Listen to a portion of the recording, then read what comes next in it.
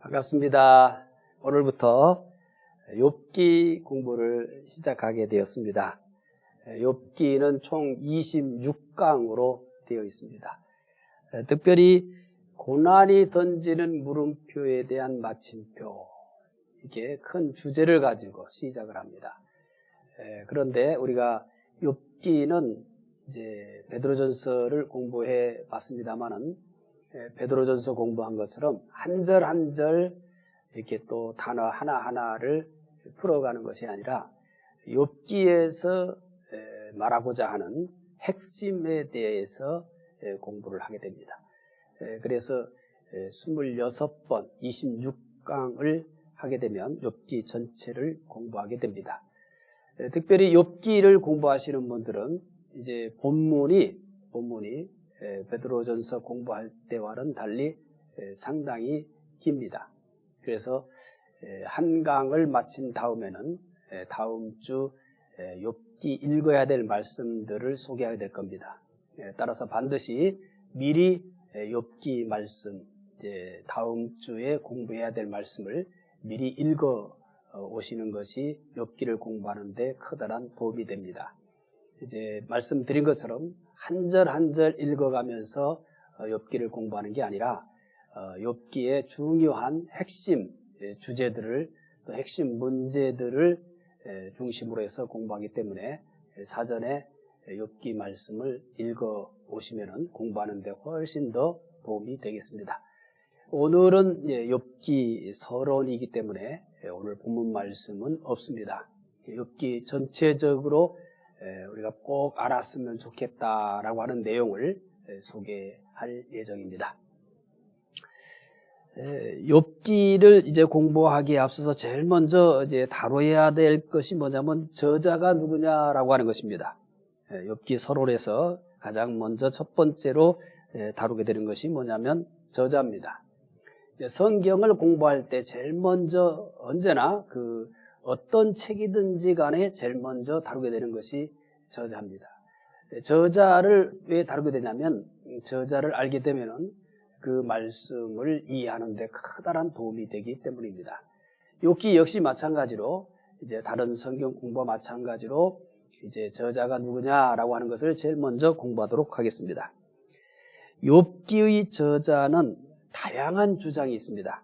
욥기의 저자는 우리가 이렇게 생각을 안 해봐서 그렇습니다만은 사실 욥기의 저자에 대해서는 상당히 다양한 주장들이 있습니다. 이제 대표적으로 다음과 같은 주장들을 살펴볼 겁니다. 우리가 오늘 욥기의 저자가 누구냐라고 하는 것에 대해서 많은 분들은 당연히 욥이 쓰지 않았느냐 이렇게 생각하시는 분들이 많을 줄 압니다.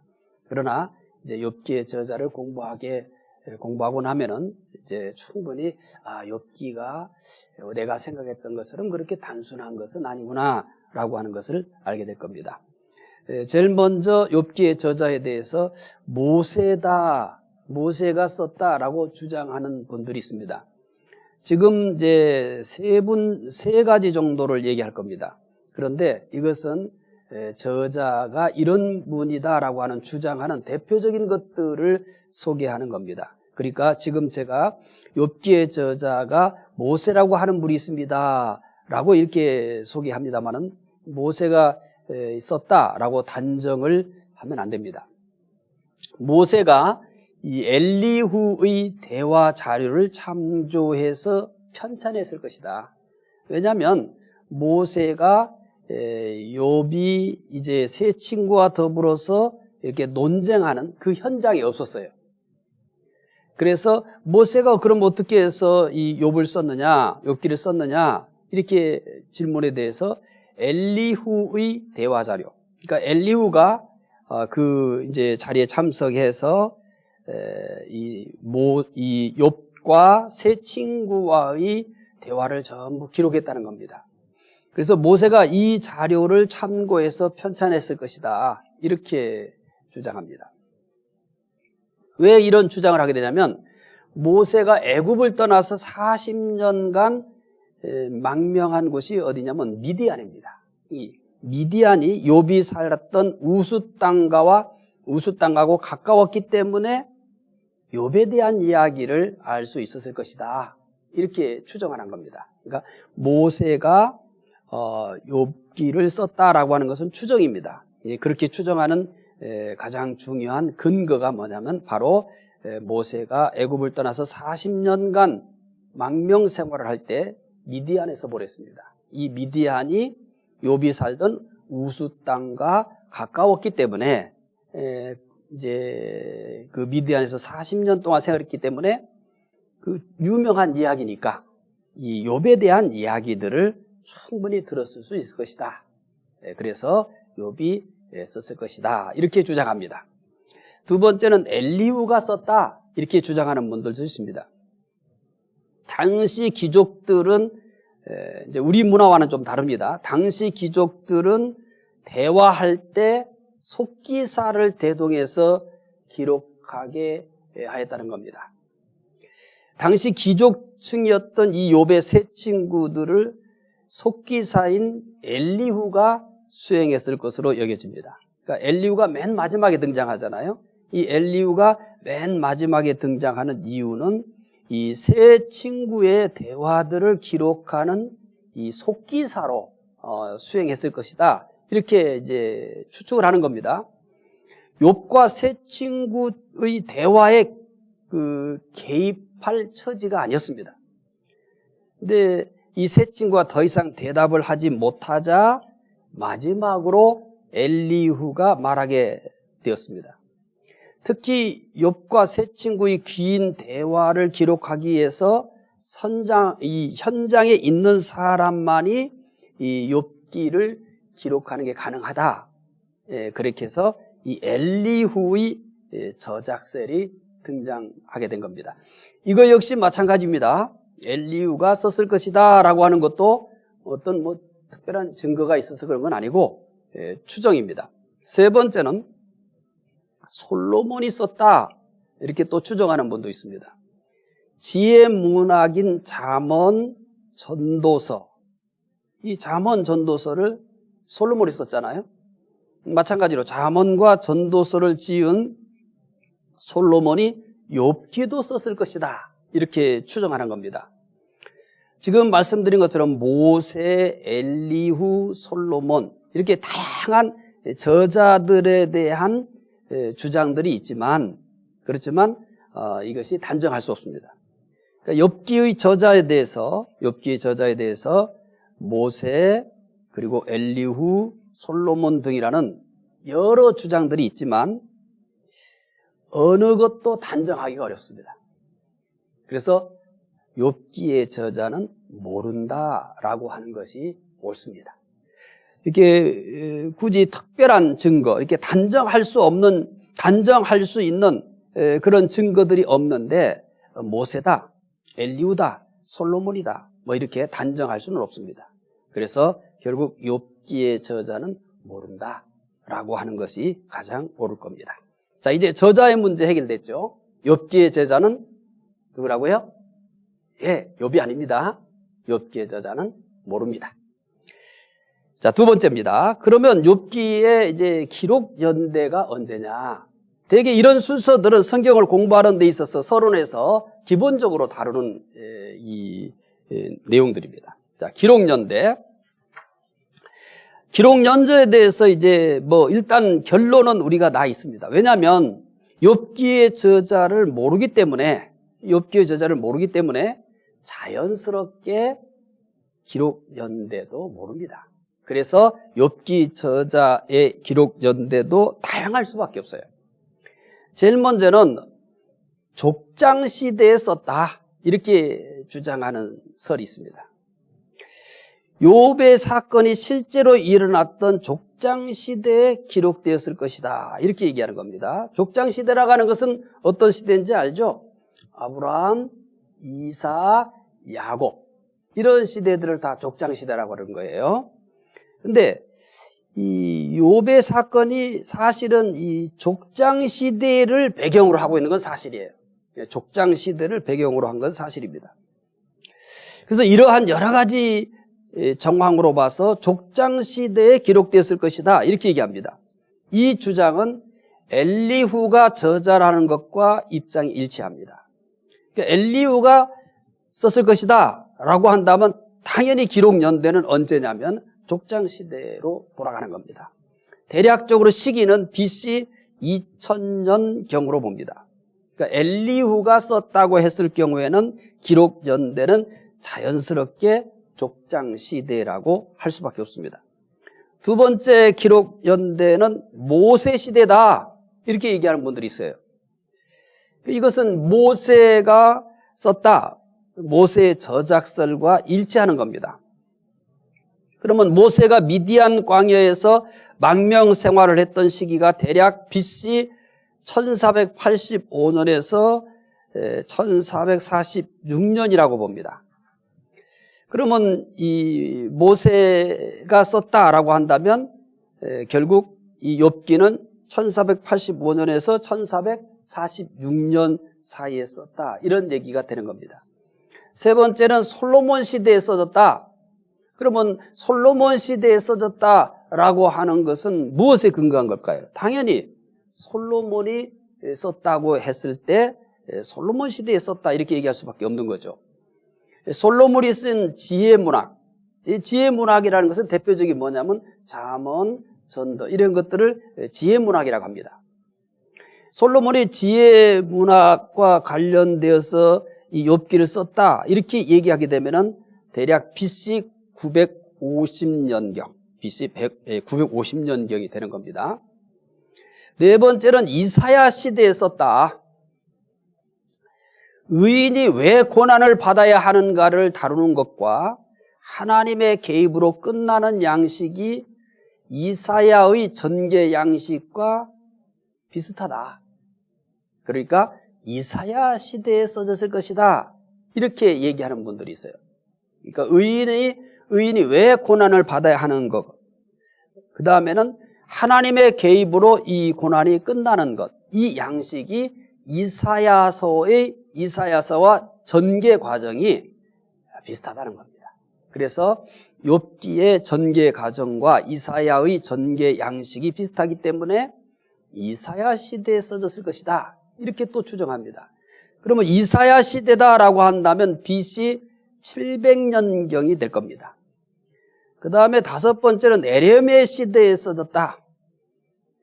이거는 이제 아주 중요한 근거로 제시하는 것이 뭐냐면 욥기 3장과 에레미야 20장이 아주 비슷한 내용입니다. 욥기 3장이 뭔지 아시죠?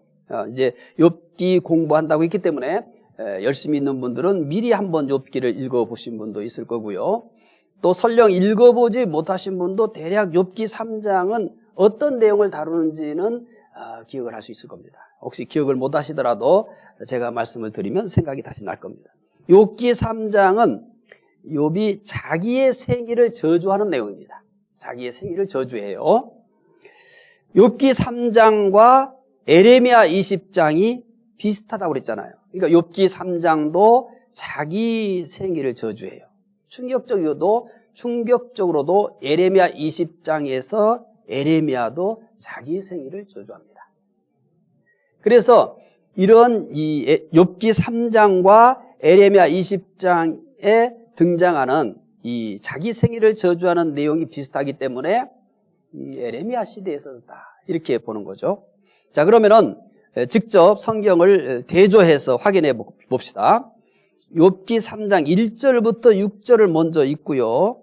그 다음에 에레미야에 있는 내용을 읽을 거예요. 그러니까 욥기 3장 1절부터 6절, 욥이 자기 생일을 저주하는 내용인데 내용을 이렇게 좀 유심히 잘 관찰하셔서 기억을 하고 계셔야 됩니다.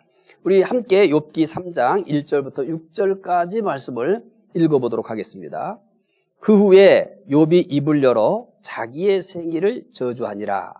욥이 입을 열어 이르되 내가 난 날이 멸망하였더라면 산의 아이를 베었다 하던 그 밤도 그러하였더라면 그날이 캄캄하였더라면 하나님이 위에서 돌아보지 않으셨더라면 빛도 그날을 비추지 않았더라면 어둠과 죽음의 그늘이 그날을 자기의 것이라 주장하였더라면 구름이 그 위에 덮였더라면 흑암이 그날을 덮었더라면, 그 밤이 캄캄한 어둠에 잡혔더라면, 해의 날수와 달의 수에 들지 않았더라면.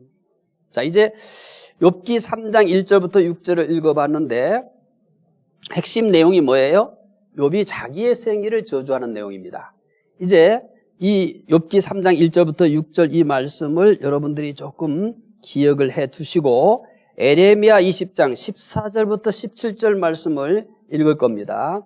왜 에레미야 20장 14절부터 17절 말씀을 읽는지 여러분들이 읽고 나게 되면은 알게 될 겁니다. 자, 읽어보겠습니다. 내 생일이 저주를 받았다면, 나의 어머니가 나를 낳던 날이 복이 없었더라면, 나의 아버지에게 소식을 전하여 이르기를 당신이 등남하였다 하여 아버지를 즐겁게 하던 자가 저주를 받았다면, 그 사람은 여호와께서 무너뜨리시고 후회하지 아니하신 성읍같이 되었더라면, 그가 아침에는 부르짖는 소리, 낮에는 떠드는 소리를 듣게 하였다면 좋을 뻔하였나니, 이는 그가 나를 태에서 죽이지 아니하셨으며 나의 어머니를 내 무덤이 되지 않게 하셨으며 그의 배가 부른 채로 항상 잊지 않게 하신 까닭이로다. 에레미야 20장 14절부터 17절도 에레미야가 자기 생일을 저주하는 그런 내용입니다. 그래서 이제 그 욥기 3장 1절부터 6절 욥이 자기 생일을 저주하는 것과 에레미야 선지자가 20장 14절부터 17절까지 자기 생일을 저주하는 내용이 비슷하죠. 특히 바벨론의 침략으로 고난받는 유대인들의 고난과 욥기의 주제가 관련이 있다고 보아서 다시 말씀드리거니와 바벨론의 침략으로 고난받는 유대인들의 고난, 이 유대인들의 고난, 바벨론의 침략으로 인해서 받게 되는 유대인들의 고난과 욥기의 주제도 고난이잖아요. 욥기의 주제도 고난이에요. 그래서 욥기의 주제가 관련이 있다고 보아서 에레미야 시대의 저작이라고 보는 겁니다. 에레미야 시대의 저작이라고 본다면 이제 이사야가 BC 700년이고요. 에레미야 시대라고 한다면 대략 BC 600년경이 될 겁니다. 자, 여섯 번째로는 이 욥기의 기록 전대를 포로 이후 시대다 이렇게 주장하는 분이 있어요. 욥기가 바벨론 포로 기한 이후에 써졌을 것이라고 주장하는데 이럴 경우는 이제 BC 500년경이 되는 겁니다. 자, 이렇듯 그 욥기의 기록 연대를 6가지를 살펴봤어요. 욥기의 저자를 정확하게 모르기 때문에 욥기의 기록 연대 역시 알기 어렵습니다. 누가 기록했는지 모르는데 어떻게 기록 연대를 알 수 있겠습니까? 그래서 욥기의 저자도 모르고 그러다 보니까 자연스럽게 욥기의 기록 연대도 모르게 됩니다. 자, 이렇게 공부하면서 특히 여러분 조심해야 될 것은 욥기의 실제적 배경은 족장시대입니다. 그런데 그 족장시대를 배경으로 했다고 해서 그 시대에 바로 써진 건 아닙니다. 그 시대에 바로 써진 건 아니에요. 그래서 기록 연대는 다를 수가 있습니다. 어쨌든 그 욥기의 이 저자도 모르고 그리고 욥기의 기록 연대도 모릅니다. 이 부분은 여러분이 어느 정도 잘 정리하고 가야 될 것 같습니다. 이제 기록 목적에 대해서 살펴보겠습니다. 여기서부터 중요합니다. 이제 왜냐하면 이 기록 목적이 이제 욥기를 공부하는 데 있어서 뭐냐면 이정표와 같은 겁니다. 결국 이 기록 목적에서 밝혀지고 있는 것들을 욥기 전체가 담아내고 있다. 이렇게 생각하시면 됩니다. 그러니까 기록 목적을 잘 이해하시면 이 기록 목적과 관련되어서 욥기를 공부하면서 이 기록 목적들이 계속해서 반복적으로 나올 겁니다. 자, 기록 목적 첫 번째는요, 하나님의 주권입니다. 욥기의 가장 중요한 기록 목적 중 하나가 뭐냐면 하나님의 주권이에요. 하나님의 주권을 말하고 있습니다. 사실 욥기의 가장 욥기를 읽으면서 반드시 꼭 발견해야 될 것이 뭐냐면 하나님의 주권 사상입니다. 의외죠? 이제 제가 여러분들에게 고난이 던지는 물음표에 대한 마침표 주제가 이렇게 돼 있잖아요. 그러니까 대부분 욥기를 볼 때 고난이라는 것에만 이 초점을 맞추는 겁니다. 그런데 그거보다 더 중요한 것이 뭐냐면 하나님의 주권이에요. 이 주권이라는 것 속에서 이 고난이 있는 겁니다. 그래서 고난을 이해하기 위해서는 반드시 하나님의 주권을 이해하지 못하면은 고난을 이해할 수 없습니다. 그래서 실제 노출된 것이 고난인 거예요. 그러나 이 고난도 어디 영역 안에 들어있냐면 하나님의 주권 안에 들어있습니다. 그래서 이 욥기의 기록 목적 중에 단연 첫 번째가 뭐냐면 하나님의 주권입니다. 그래서 욥기를 이해하기 위해서는 반드시 하나님의 주권 사상, 하나님의 절대 주권을 읽어내야 됩니다. 그러게 되면 실타래가 풀리는 것처럼 하나하나 풀리게 됩니다. 그런데 이 하나님의 주권을 해결하지 못하면 욥기는 절대 풀어낼 수가 없습니다. 첫 번째 기록 목적이 하나님의 주권이에요. 하나님은 그 누구의 허락이 없이 무엇이든지 뜻대로 할 수 있습니다. 누가 허락을 받아야 되는 게 아니에요. 누구를 설득해야 되는 건 아니에요. 누구를 이해시켜야 되는 건 아니에요. 이것이 하나님의 절대 주권입니다. 하나님은 하나님이시기 때문에 무엇이든지 그분의 뜻대로 할 수 있습니다. 왜 그럴까요? 하나님은 우주 만물에 대한 주권을 가지고 계시기 때문에 그래요. 우주 만물에 대한 주권을 오직 하나님 한 분만 가지고 계십니다. 하나님이 우주 만물을 창조하셨기 때문에 그래요. 그러니까 오직 하나님만이 우주 만물에 대한 절대 주권을 가지고 계십니다. 그 이유는 하나님께서 우주 만물을 창조하신 주인이기 때문에 그런 것입니다. 때로는 사람들이 하나님의 뜻을 이해할 수 없을 때도 참 많습니다. 하나님의 뜻을 이해하지 못하는 것이 더 많을 겁니다. 우리가 하나님의 뜻을 구하고 기도하지만 실제 우리는 그러면서 하나님의 뜻을 다 알아내는가라고 얘기한다면 아닙니다. 어떤 사건에 대해서 우리가 하나님의 뜻을 알고 싶어 해요. 그런데 그 사건이 전개되는 과정 중에 하나님의 뜻을 알 수 있다면 참 좋은데, 그런데 그러지 못하는 일이 더 많아요. 그러면 언제서 비로소 하나님의 이 뜻, 하나님의 주권을 알게 나냐면 그 사건, 그 일이 끝났을 때, 끝나고 난 다음에서야 그 일, 그 사건에 대해서 하나님의 뜻이 이랬구나라고 하는 경우들이 참 많습니다. 그러나 우리가 그 하나님의 이 뜻, 하나님의 뜻을 이해할 수 없을 때가 많은데, 그렇지만 모든 하나님의 뜻은 어디를 향해 있냐면 하나님의 영광과 그리고 그 백성들의 선을 위한 주권행위입니다. 하나님의 모든 뜻의 최종적인 이 목적은 뭘 향해 있냐면 하나님의 영광이에요. 그리고 그 백성들의 선을 위한 겁니다. 우리가 하나님의 뜻을 모르지만, 그런데 그 뜻의 최종 목적, 뜻이라고 얘기했습니다만 지금 나에게 생긴 일이에요. 나에게 생긴 일이든 나에게 생긴 어떤 사건이든 내가 그 하나님의 뜻을 알고 싶은데 도저히 지금 모르겠어요. 그런데 우리가 분명히 아는 게 하나 있는데, 그게 뭐냐면 이 하나님의 뜻은 이 가장 중요한 것이 어디를 향해 있냐면 하나님의 영광과 그 백성들의 선을 향해 있다는 겁니다. 자, 두 번째, 하나님의 주권에 대한 얘기를 했어요.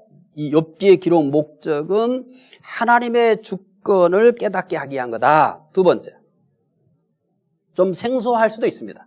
두 번째, 하나님을 섬기는 이유가 뭐냐? 욥기는 이걸 묻는 거예요. 욥기는 이걸 물어요. 욥기의 전개 과정 자체가 고난을 설명하기 위한 게 아니었어요. 그럼 뭘 설명하기 위한 거냐면 하나님을 섬기는 이유가 뭡니까? 이 물음에 대한 답이에요. 이 물음에 대한 답이에요. 그러니까 하나님을 섬기는 이유가 뭡니까? 이 물음에 대한 답을 찾는 과정 중에 고난이 등장된 거예요. 이제 여러분들이 욥기가 어떻게 해서 시작됐는지를 알게 되면은 욥기가 이런 거였구나라고 하는 것을 알게 될 거예요. 욥기는 고통의 문제를 해결하기에 기록된 책이 아닙니다, 사실. 고통의 문제를 해결하기에 기록됐다고 생각하기가 쉬워요. 왜냐하면 시작하면서부터 욥이 알지 못하고 새 친구들도 알지 못하는 고난의 문제를 가지고 씨름을 하거든요. 끝까지 욥과 새 친구 간에 이 고난의 원인이 뭐냐, 이 고난의 원인이 뭐냐라는 것을 가지고 욥의 새 친구와 욥과의 논쟁인 겁니다. 끝까지 이렇게 갑니다. 그래서 이런 욥기의 전개 과정 전체가 고난에 대해서 욥의 새 친구가 생각하는 것과 욥이 생각하는 것과의 차이 때문에 계속해서 이 새 친구들과 번갈아 가면서 논쟁을 벌이는 거예요. 그래서 이걸 가지고 끝까지 가기 때문에 욥기는 고난의 문제를 해결하기 위해 쓴 책이다라고 생각하는 거예요.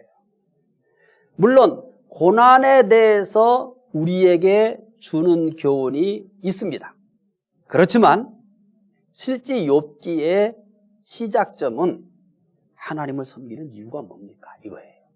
이제 여러분을 제가 설득을 할게요. 자, 하나님께서 사탄에게 물었어요. 욥기 1장 8절. 욥기가 어떻게 해서 시작되는지를 아시면 욥기는 하나님을 섬기는 이유가 뭡니까? 이 물음에 대한 답을 찾고 있다는 것을 여러분 알 거예요. 잘 따라오세요.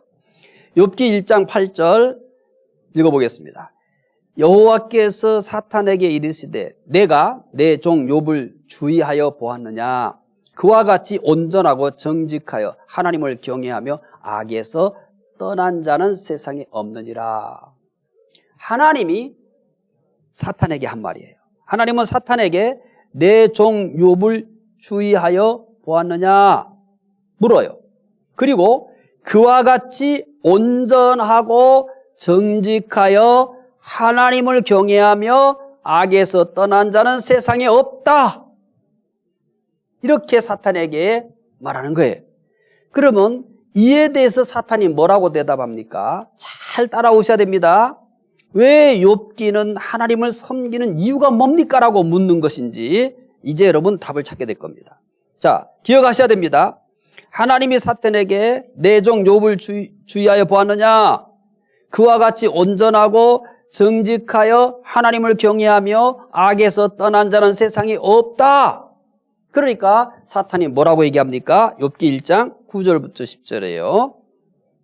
사탄이 여호와께 대답하여 이르되 욥이 어찌 까닭 없이 하나님을 경외하리까? 주께서 그와 그의 집과 그의 모든 소유물을 울타리로 두르심 때문이 아니니까. 주께서 그의 손으로 하는 말을 복되게 하사 그의 소유물이 땅에 넘치게 하셨음이니이다. 사탄은 욥이 하나님을 경외하는 것은 하나님께서 그 소유물에 복을 주셨기 때문입니다. 이렇게 얘기하는 겁니다. 하나님은 사탄에게 야, 내 종 욥을 주의하여 보았느냐? 그와 같이 온전하고 정직하여 하나님을 경외하며 악에서 떠난 자가 세상에 없다. 자랑을 했어요. 그러니까 사탄이 바로 대답하기를 하나님 무슨 말씀입니까? 욥이 까닭 없이 하나님을 경외하는 줄 아세요? 아닙니다. 하나님께서 그 소유물에 복을 주셨기 때문에 그가 그렇게 하나님을 경외하는 겁니다. 욥이 하나님을 섬기는 이유는 하나님이 주신 복 때문입니다. 이게 사탄의 얘기예요. 그러면서 이런 얘기를 욥기 1장 11절 읽어봅시다. 이제 주의 손을 펴서 그의 모든 소유물을 치소서 그리하면 틀림없이 주를 향하여 욕하겠나이다. 욕하지 않겠나이까. 하나님 욥이 하나님을 이렇게 섬기는 이유는 하나님께서 그에게 이렇게 많은 복을 주셨기 때문입니다. 이제 그 소유물을 한번 쳐보십시오. 틀림없이 주를 향하여 욕할 것입니다 라고 하는 얘기예요. 자, 욥기를 기록한 목적 두 번째 얘기하면서 뭐라고 그랬어요? 하나님을 섬기는 이유. 이제 왜 하나님을 섬기는 이유라고 하는지 아시겠죠? 하나님이 욥과 같이 하나님을 경외하는 자가 없다. 세상에 이렇게 온전한 사람이 없다. 이렇게 자랑했어요. 사탄이? 아닙니다. 욥이 그렇게 하나님을 경외하며 섬기는 이유는 하나님이 욥에게 복을 주셨기 때문입니다. 만약에 하나님이 그에게 줬던 그 복, 그 소유물들을 한번 쳐보십시오. 그러면 주를 향하여 욕할 것입니다 라고 얘기합니다. 자, 1장 12절 하나님이 하시는 말씀이에요. 읽어봅시다. 여호와께서 사탄에게 이르시되 내가 그 소유물을 다 내 손에 맡기도라. 다만 그의 몸에는 내 손을 대지 말지니라. 사탄이 여호와 앞에서 물러가니라. 자, 욥기 시작이 어떻게 됐습니까? 고난 문제를 해결하기 시작됐습니까? 하나님을 섬기는 이유가 뭐냐라고 하는 문제 때문에 시작됐습니다. 욥기를 잘 공부하셔야 됩니다. 욥기는 절대 고난의 문제 때문에 시작된 게 아니에요. 욥이 왜 하나님을 섬기는가? 왜 욥이 하나님을 섬기는가? 하나님은 욥이 하나님 나를 이렇게 섬긴다. 그와 같이 온전한 사람이 없다. 그러니까 사탄은 하나님, 욥이 그렇게 하나님을 섬기는 이유는 하나님이 주신 복 때문입니다. 만약에 하나님께서 주신 그 복들을 한번 쳐버리십시오. 그러면 그는 분명히 하나님을 욕할 겁니다. 그래? 그러면 그렇게 해라. 그의 소유물을 한번 해봐라. 그 소유물을 내 손에 맡긴다. 그럼 이제부터 무엇에 대한 씨름일까요? 무엇에 대한 싸움일까요? 욥이 과연 무엇 때문에 하나님을 섬기는가? 하나님께서 그의 소유물에 복을 주셨기 때문에 섬겼는가? 아닌가의 싸움입니다. 하나님은 아니라고 생각한 거예요. 그 소유물 때문이 아니라고 생각하는 거예요. 하나님이 주신 복이면 틀림이 없지만 하나님이 그렇게 복을 주신 이유는 욥이 이렇게 온전해서 이렇게 하나님을 섬기기 때문에 주신 복이지 이 복 때문에 하나님을 섬기는 건 아니다. 그런데 사탄은 아닙니다. 욥의 소유물들을 쳐보십시오. 그러면 분명히 하나님을 욕할 겁니다. 그러면 욥기 시작이 어떻게 된지 아시겠죠? 하나님 왜 섬기는가? 이거였던 겁니다. 하나님 왜 섬기는가? 사탄은 하나님이 주신 복 때문에 욥이 그렇게 하나님을 섬기는 것이다. 하나님은 아니다. 아니다라는 겁니다. 자, 하나님은 사탄에게 욥의 소유물을 다 맡겼습니다. 이렇게 해서 욥의 고난이 시작되면서 욥기가 전개되는 겁니다. 그렇다면 앞으로 욥기는 무엇을 증명할까요? 사탄이 욥의 소유물을 쳤을 때도 욥이 하나님을 섬기는가를 증명할 것입니다. 따라서 욥기의 기록 목적 중 하나는 하나님을 섬기는 이유입니다. 그래서 욥기에서 하나님을 섬기는 이유가 뭐냐라고 하는 물음이 한 번도 없었다면 욥기를 제대로 이해할 수가 없습니다. 욥기의 시작 자체가 하나님 왜 섬기는가? 이 물음으로 시작된 겁니다. 하나님 왜 섬기는가? 라고 하는 이 물음에 대한 답을 얻는 과정 중에 뭘 사용한 거예요? 고난이라는 도구를 사용한 거예요. 그러니까 고난 때문에 욥기가 전개된 게 아니에요. 욥이 하나님을 섬기는 이유가 뭔가? 그 이유를 밝혀내기 위해 사용한 도구가 뭐예요? 바로 고난입니다.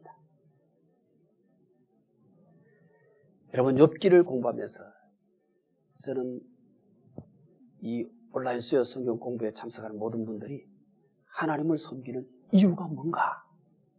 각자가 이 물음에 대해서 답을 한번 해보시기 바랍니다. 하나님을 섬기는 이유가 뭔가? 사탄은 욥에게 이와 같이 복을 주셨기 때문에 이 복 때문에 하나님을 섬기는 겁니다. 그래서 이 복을 제거해버리면 하나님을 욕할 겁니다. 이게 사탄의 도전입니다. 사탄은 이렇게 욥에게만 도전하고 있지 않습니다.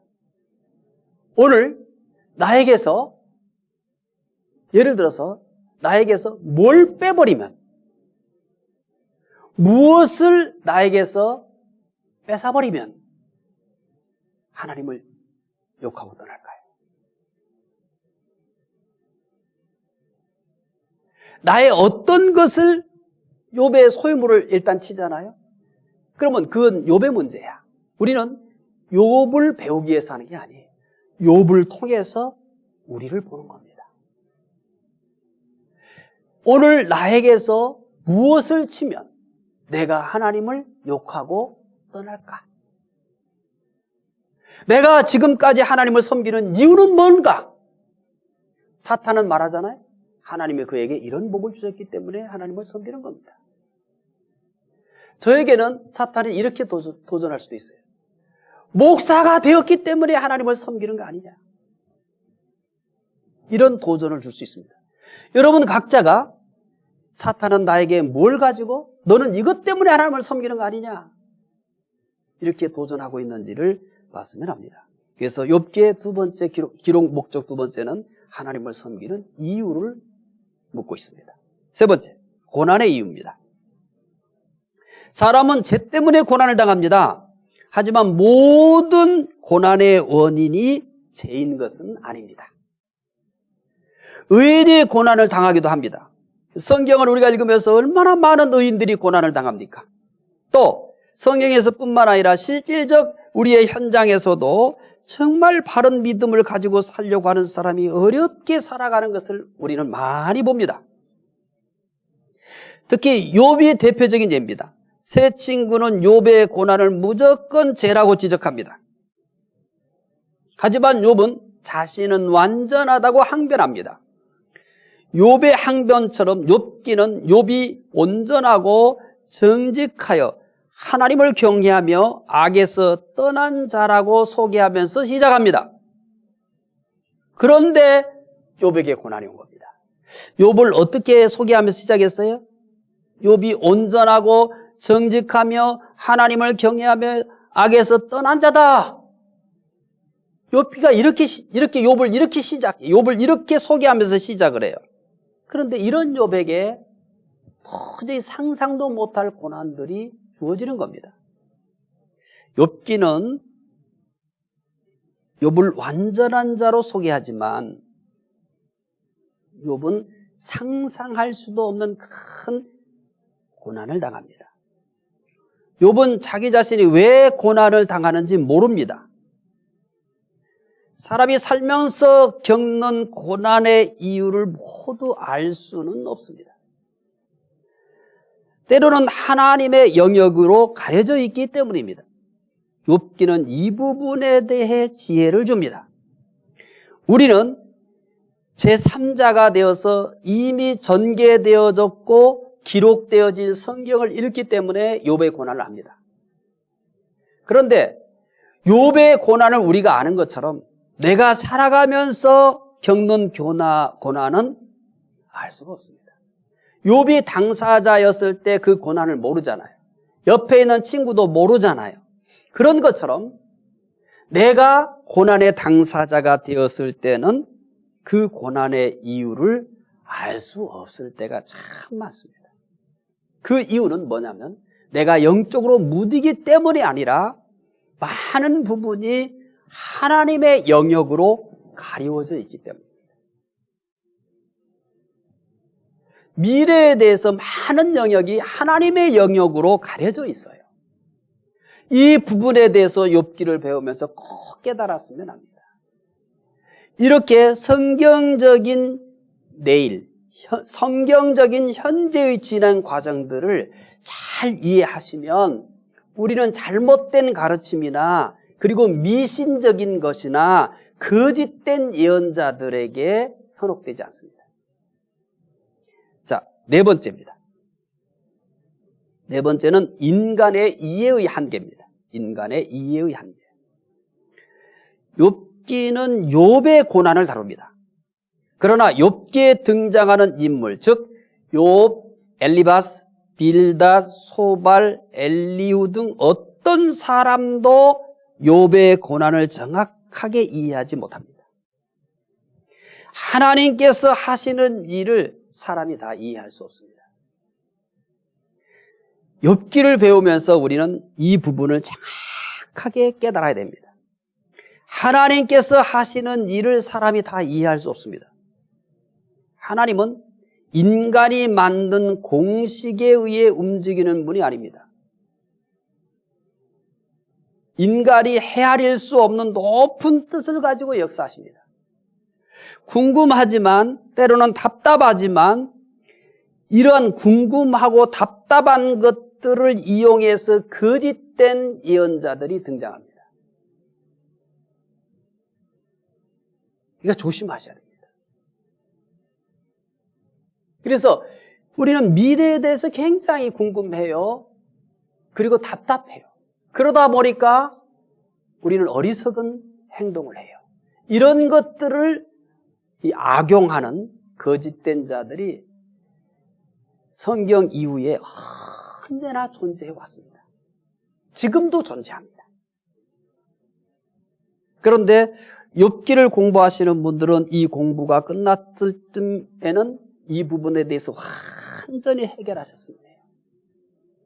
비록 미래가 궁금하고 때로는 답답하지만 그렇지만 이 거짓된 자들의 무슨 예언 기도나 또 미신적인 그런 것들에 현혹되지 않게 될 겁니다.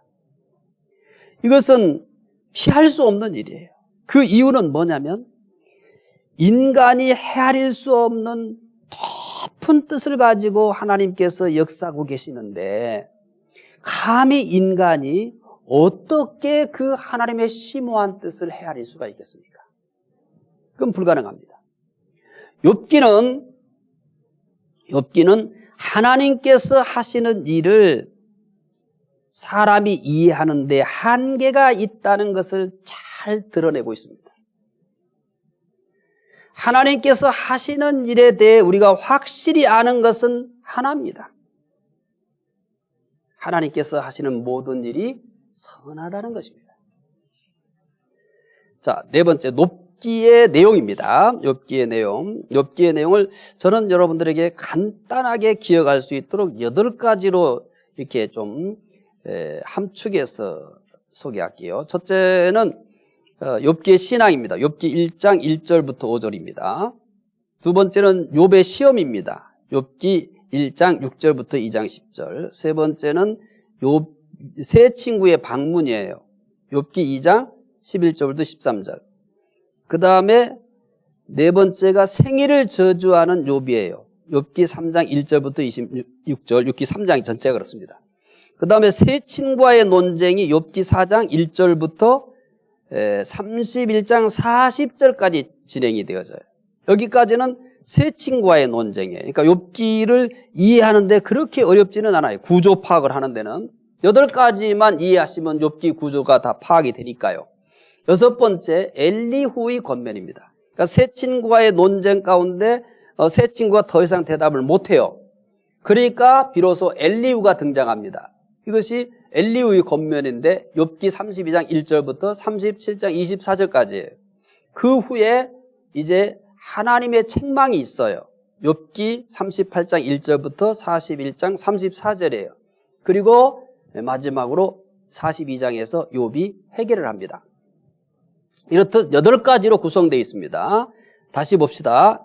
욥의 신앙, 욥의 시험, 새 친구 방문, 생일을 저주하는 욥, 새 친구와의 논쟁, 엘리후의 권면, 하나님의 책망, 욥의 회개. 간단하죠? 자, 복습하시겠습니다. 1강 복습입니다. 첫 번째 저자. 욥기의 저자에 대해 모세, 엘리후, 솔로몬 등이라는 여러 주장이 있지만 어느 것도 단정하기 어렵습니다. 욥기의 저자는 모른다고 하는 것이 옳습니다. 두 번째, 기록연대였습니다. 욥기의 저자를 정확하게 모르기 때문에 욥기의 기록연대 역시 알기 어렵습니다. 제일 중요한 게, 서론에서 제일 중요한 건 기록 목적입니다. 이게 이제 욥기의 앞으로 가야 할 길, 욥이 담고 있는 내용을 함축해서 보여주는 겁니다. 그러니까 이 기록 목적을 잘 기억하시면 계속해서 욥기가 전개돼 가는 중에 이 네 가지의 문제들을 반복적으로 다루고 있다, 이렇게 생각하시면 됩니다. 첫째는 하나님의 주권입니다. 두 번째는 하나님을 섬기는 이유, 하나님을 섬기는 이유 때문에 욥기가 이제 전개되는 거예요. 세 번째, 고난의 이유, 하나님을 섬기는 이유가 뭐냐, 이 문제에 대한 답을 얻기 위해서 뭐가 등장된 거예요? 고난이 등장한 거예요. 이제 고난의 문제를 가지고 전개하면서 어떤 한계에 부딪히냐면 인간의 이해의 한계를 적나라하게 드러냅니다. 인간의 이해의 한계. 4개의 기록 목적을 가지고 있다. 이거를 잘 여러분 기억하셔야 됩니다. 서론에서 제일 중요한 게 이 4가지입니다. 하나님의 주권, 하나님을 섬기는 이유, 고난의 이유, 인간의 이해의 한계. 욥기 끝날 때까지 이 4가지가 수레바퀴 돌듯이 돌고 있다는 것을 알시면 됩니다. 결국은 이 4가지 문제를 계속해서 다뤄요. 하나님의 주권, 하나님을 섬기는 이유, 고난의 이유, 인간의 이해의 한계. 욥기가 복잡하지 않습니다. 의외로 아주 단순합니다. 이 4가지만 잘 숙지하고 있으면 욥기 공부는 아주 성공적으로 마칠 수 있습니다. 욥기의 내용 간단했죠? 복잡하지 않습니다. 제일 먼저 욥의 신앙, 그 다음에 욥의 신앙, 시험, 그 다음에 새 친구의 방문, 그 다음에 생일을 저주하는 욥, 그리고 새 친구와의 논쟁, 새 친구가 더 이상 말을 하지 않게 되자 엘리후의 권면이 등장하고 마지막으로 하나님의 책망이 있고요. 그리고 42장 가서 욥의 회개입니다. 자, 욥기 서론 이렇게 마쳤습니다. 자, 시간을 가능하면 30-40분 정도에서 마치려고 노력합니다. 여러분들 잘 기억해 두시고요. 좀 짧은 듯 하도록 그렇게 할 계획입니다. 온라인이다 보니까 집중하기가 여러 가지 한계가 있고 어려움이 있을 것 같아서 그렇게 해봅니다. 자, 다음 주에 2강 욥의 신앙입니다. 여러분들 다음 주에는 짧습니다. 당분간은 본문이 짧은데 꼭 읽어오셔야 됩니다. 욥기 1장 1절부터 5절, 욥기 1장 1절부터 5절. 다음 주에는 복습 끝난 다음에 다음 주에 읽어야 될 본문, 다음 주에 주제가 뭘고 또 읽어야 될 성경이 뭔지를 자막으로 알려드릴게요. 자, 다음 주는 짧기 때문에 제2강 욥의 신앙, 욥기 1장 1절부터 5절을 많이 읽어오세요. 한 번 읽지 마시고 많이 읽어오세요. 시간 나는 대로 읽으세요. 그래서 욥의 신앙을 공부할 때 여러분들이 쉽게 잘 이해할 수 있도록 했으면 합니다. 자, 오늘 욥기 서론 여기까지 하겠습니다. 기도하겠습니다. 하나님 감사합니다. 오늘부터 욥기를 공부할 수 있도록 우리에게 기회를 주신 하나님 감사합니다. 욥기의 기록 목적을 잘 이해할 수 있게 해주시옵소서. 하나님의 주권과 하나님을 섬기는 이유, 고난의 이유, 인간의 이해의 한계, 이러한 기록 목적을 가지고 욥기를 공부해 가면서 이런 기록 목적을 잘 이해하고 깨달을 수 있도록 도와주시기 원합니다. 하나님, 고난이 던지는 물음표에 대한 마침표, 욥기를 통해서 꼭 마침표를 찍을 수 있도록 우리에게 지혜를 주시옵소서. 욥기 공부할 때마다 성령께서 역사하셔서 깨닫게 해주시고 또 욥기 끝까지 공부할 수 있도록 건강도 주시고 시간도 주시기 원합니다. 공부하는 동안에도 말씀에 집중할 수 있도록 하나님께서 환경을 만들어 주시옵소서. 감사하며 예수님 이름으로 기도드리옵나이다. 아멘.